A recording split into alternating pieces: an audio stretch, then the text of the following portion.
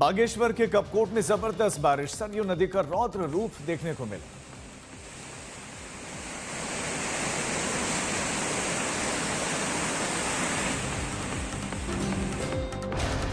बद्रीनाथ और केदारनाथ हाईवे पर भूस्खलन के चलते ये मार्ग जगह जगह बंद, जगह जगह यात्री परेशान। ब्रह्मपुत्र नदी के बीच में फिर रुक गए। 150 से ज्यादा हाथियों के झुंड के चलते ये बाधित हुए।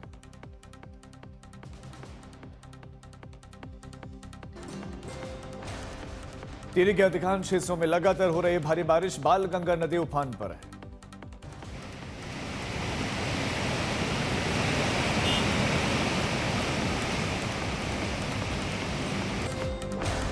चमोली से सामने आई भूस्खलन की खौफनाक तस्वीर, दिखा भयानक मंजर।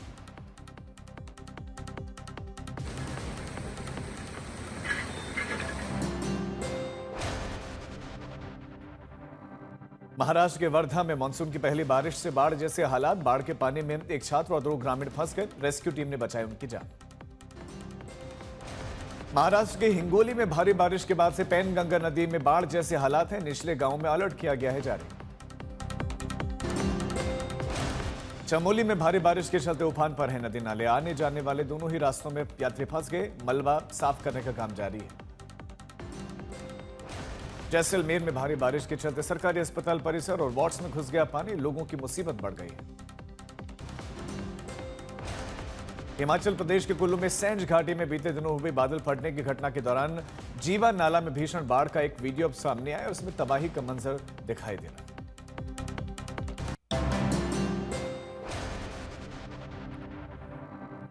इस वीडियो में देखा जा सकता है कि किस तरह एकाएक उफनती नदी का पानी रिहायशी इलाकों में घुसता और पल भर में एक घर और पावर हाउस को ही अपनी चपेट में ले लेता है।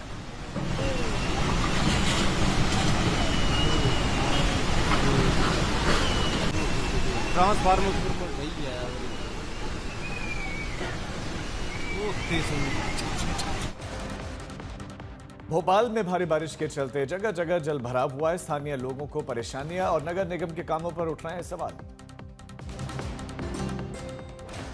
बागेश्वर में बारिश के चलते मुख्य जिला मार्ग समेत 11 सड़कें बंद हैं। प्रशासन मलबा हटाने के काम में जुटा हुआ है।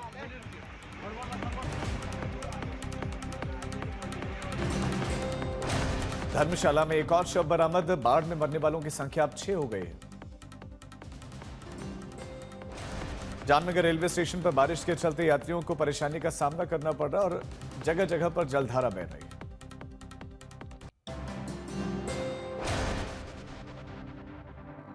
बारामूला समेत कश्मीर के कई जिलों में बारिश के चलते अब गर्मी से राहत। अगले कुछ दिन हल्की बारिश की संभावना है।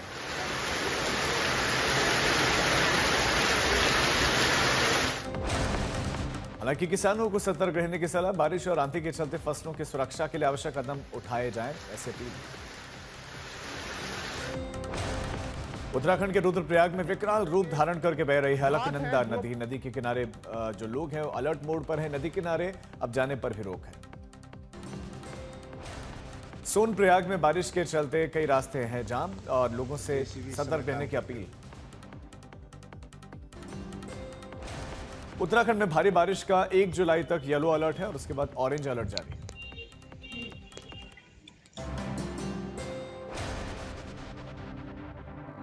जैसलमेर में मानसून का कहर। 3 दिनों में 114 मिलीमीटर बारिश रिकॉर्ड की गई और चूंधी गणेश मंदिर में मूर्ति पानी में डूब गई। शहर में सड़कों पर बरसाती नदियां बहती दिखाई दी। जनजीवन अस्त व्यस्त। अगले 2 से 3 दिन और बारिश के आसार हैं। जैसलमेर में अस्पताल में बारिश का पानी घुसने से मरीजों को भारी परेशानी। झांसी में रात में हो रही है झमाझम बारिश। सड़कें दरिया में तब्दील। झांसी में जल सैलाब। घरों और मंदिरों में घुसा पानी। घुटनों तक जलभराव देखने को मिला।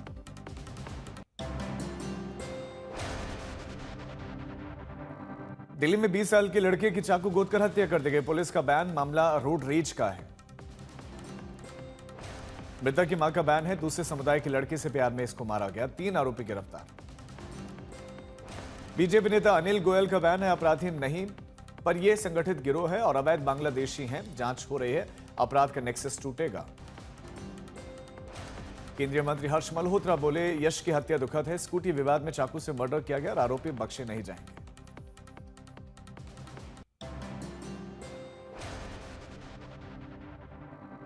कांटा लगा फेम एक्ट्रेस शेफाली जरीवाला का 42 साल की उम्र में निधन हो गया। शेफाली जरीवाला की मौत, हर एक एंगल से इसकी हो रही जांच, शव का पोस्टमार्टम भी चल रहा है। एक्ट्रेस की मौत से उनके पति और मां का रो रो कर बुरा हाल है। फैंस और सेलेब्स भी सदमे में हैं। नम आंखों से उनको याद किया जा रहा है। मुंबई पुलिस के अधिकारी ने एक्ट्रेस शेफाली के पति पराग त्यागी का बयान भी दर्ज किया है। पुलिस ने अभी तक 4 लोगों का बयान दर्ज किया और कुछ भी संदिग्ध नहीं मिला।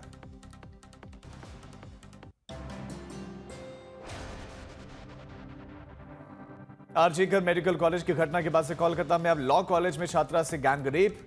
आपको बता दें कि 4 दिन की पुलिस रिमांड पर हैं आरोपी, गार्ड भी गिरफ्तार। लॉ कॉलेज की छात्रा के साथ दुष्कर्म के विरोध में छात्र संगठनों का विरोध प्रदर्शन। छात्रों ने जमकर की नारेबाजी, आरोपियों के खिलाफ कार्रवाई की मांग। बीजेपी भी इस घटना के विरोध में सड़कों पर उतरी, टायर जलाकर प्रदर्शन। पुलिस ने हल्की झड़प भी उनके साथ हुई है और भीड़ को तितर बितर करने के लिए पुलिस को बल प्रयोग करना पड़ा। दुष्कर्म का मुख्य आरोपी टीएमसी का कार्यकर्ता। पीड़िता के मुताबिक शादी करने से इनकार करने पर आरोपी ने वारदात को दिया अंजाम। घटना के बारे में बताने पर माता पिता को जेल भेजने की धमकी दी। वारदात में शामिल आरोपियों से पीड़िता को उन्होंने बेरहमी से हॉकी स्टिक से पीटा। पीड़िता ने न्याय की गुहार लगाते हुए लिखा कि कानून की छात्रा के रूप में मैं आज स्वयं एक पीड़िता हूं। मैं अपने लिए न्याय चाहती हूं।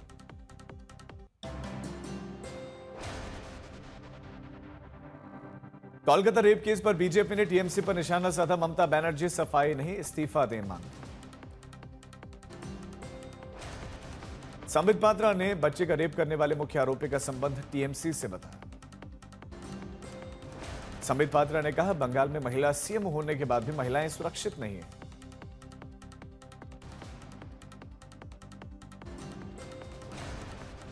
मानना है कि हर महिला के पीछे पुलिस नहीं लगाया जा सकता है, तो मुझे लगता है कि उन्हें इस्तीफा दे देना चाहिए। You resign. जो दूसरी सरकार आएगी वह व्यवस्था बैठाएगी कि महिलाओं की सुरक्षा कैसी करनी है। सुकांत मजूमदार ने कहा कि हर कॉलेज में तो टीएमसी के नेता हैं ही। टीएमसी के नेता ने रेप किया बच्चे के साथ, टीएमसी को इसकी जवाबदेही लेनी ही पड़ेगी।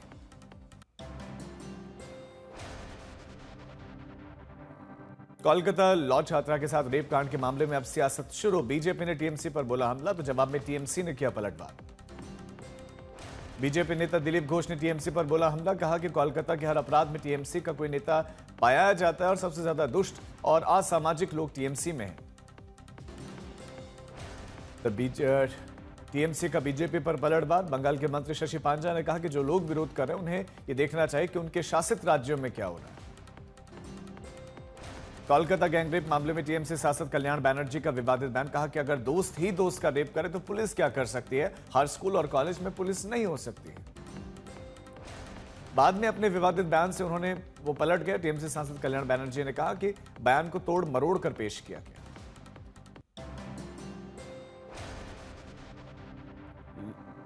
लॉ छात्रा से दुष्कर्म के मामले में बंगाल बीजेपी के अध्यक्ष सुकांत मजूमदार ने सीएम ममता बनर्जी पर साधा निशाना। कहा कि चाहे वो कितनी भी रथ यात्रा में भाग ले लें, लेकिन उनके द्वारा किए गए पाप उन्हें बचा नहीं सकते। एनसीडब्ल्यू ने भी लॉ छात्रा से दुष्कर्म के मामले में स्वतः संज्ञान लेते हुए 72 घंटों में डीजीपी से एक्शन रिपोर्ट मांगे। शुभेंदु अधिकारी ने कहा कि ममता सरकार के राज्य में कोई भी महिला सुरक्षित नहीं। बंगाल में 14 साल से यही सब चल रहा है। बिहार विधानसभा चुनाव से पहले वोटर लिस्ट की समीक्षा को तेजस्वी ने बताया साजिश। कहा चुनाव आयोग की एक कवायद नीतीश और पीएम मोदी भी इसमें शामिल हैं।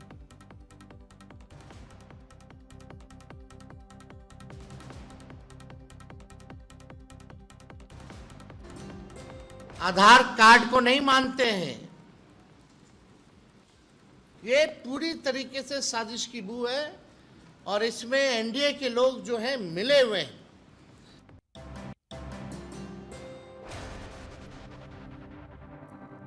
तेजस्वी यादव ने वोटर लिस्ट की समीक्षा पर सवाल उठाते हुए कहा कि यह प्रक्रिया केवल बिहार में क्यों किए जा रहे, बाकी राज्यों में क्यों नहीं अपनाए जा रहे। तेजस्वी यादव ने यह भी बताया कि गठबंधन इंडिया का एक प्रतिनिधिमंडल जल्द ही चुनाव आयोग से मुलाकात करेगा और इस मुद्दे पर ज्ञापन सौंपा जाएगा। तेजस्वी यादव के बाद एआईएमआईएम प्रमुख असदुद्दीन ओवैसी ने भी वोटर लिस्ट की समीक्षा को लेकर निर्वाचन आयोग पर साधा निशाना। कहा कि बिहार में गुप्त तरीके से एनआरसी लागू आयोग कर रहा है। तेज प्रताप यादव ने कहा कि कहां से चुनाव लड़ूंगा, अभी मन नहीं बना है और दुश्मन का आकलन करना बहुत मुश्किल है। दुश्मन घर के अंदर भी है और बाहर भी। बिहार चुनाव को लेकर तेज प्रताप यादव का बड़ा बयान। कहा कि मैं किंग मेकर की भूमिका में रहूंगा।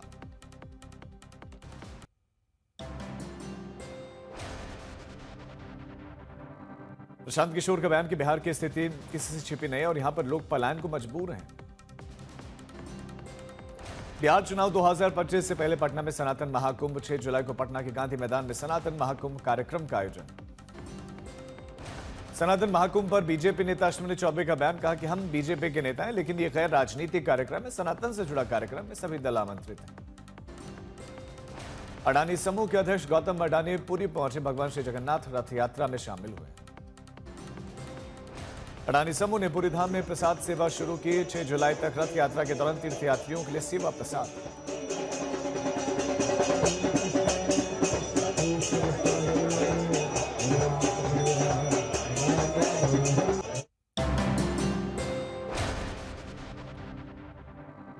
भाषा विवाद पर 5 जुलाई को उद्धव राज की संयुक्त रैली। 20 साल के बाद दोनों ही एक मंच पर आएंगे नजर। उद्धव बोले कि महाराष्ट्र में लैंग्वेज इमरजेंसी है। भाषा विवाद पर आदित्य ठाकरे ने कहा कि यह सरकार शासन करना नहीं जानती, ये शब्द छल करके लोगों को गुमराह कर रहे हैं। आदित्य ठाकरे ने आगे कहा कि हिंदी की राजनीति जानबूझकर की जा रही है और सही मुद्दों से ध्यान भटकाने के लिए भाषा को मुद्दा बनाया जा रहा है।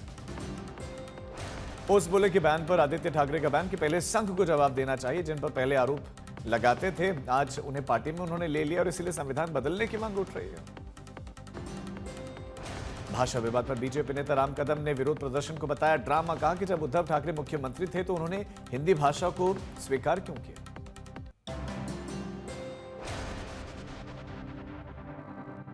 सीजेआई गवाही का अनुच्छेद 370 पर बड़ा बयान। देश को एक संघ रखना है तो फिर संविधान जरूरी है। सीजेआई गवाही ने कहा कि अनुच्छेद 370 बाबा साहब के विचारों के खिलाफ था और संसद का फैसला सर्वसम्मति से सही ठहराया गया। परिवहन संबंधित संसदीय समिति हवाई सुरक्षा मुद्दों पर चर्चा के लिए एक बैठक बुलाई है और 8 जुलाई को ये मीटिंग है।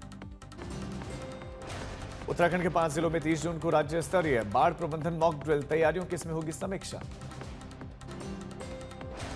मध्य प्रदेश में आज तक की खबर का असर। सीएम के काफिले वाली गाड़ियों में पानी में मिली डीजल के मामले में पेट्रोल पंप मालिक और मैनेजर पर एफआईआर।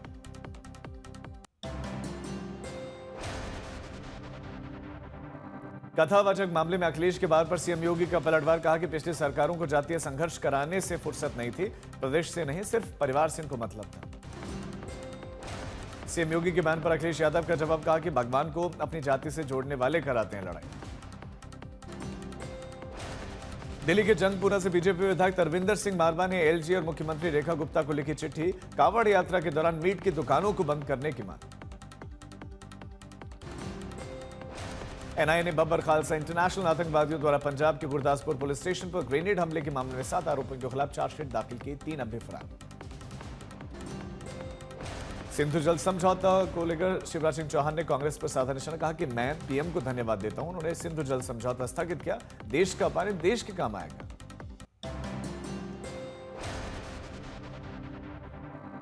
रूस से S-400 के 2 और स्क्वाड्रन खरीदने की तैयारी में भारत। जल्द ही रूस को दे सकता है सौदे का ऑर्डर। ऑपरेशन सिंधु में ईरान और इजरायल से अब तक कुल 4,415 भारतीय वापस लौटे हैं भारत। ईरान से 3,597 तो इजरायल से 818 लोगों की वापसी।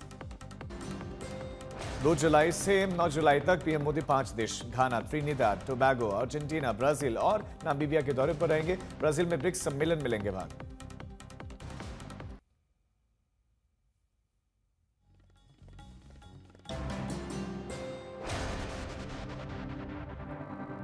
संविधान में धर्मनिरपेक्षता और समाजवाद शब्द को लेकर सियासी घमासान। राहुल गांधी ने ट्वीट करके बीजेपी और आरएसएस पर बोला हमला। राहुल गांधी ने बीजेपी और आरएसएस पर हमला बोलते हुए कहा कि आरएसएस और बीजेपी को संविधान नहीं मनुस्मृति चाहिए, बहुजनों और गरीबों को गुलाम बनाना चाहते हैं। अखिलेश यादव ने दत्तात्रेय होस बोले के बयान पर पलटवार करते हुए कहा कि जो सीधे सीधे आरक्षण को खत्म करने के लिए बोल नहीं सकते वो समाजवाद शब्द हटाने की बात करते हैं। आप प्रदेश अध्यक्ष सौरभ भारद्वाज ने भी दत्तात्रेय पर हमला बोलते हुए कहा कि बीजेपी सभी चीजों का निजीकरण कर रही है और इसीलिए उन्हें समाजवाद शब्द से दिक्कत है। शिवराज सिंह चौहान ने बयान दिया कि संविधान से धर्मनिरपेक्षता शब्द को हटाने पर जरूर विचार होना चाहिए। भारत में समाजवाद की कोई जरूरत नहीं है।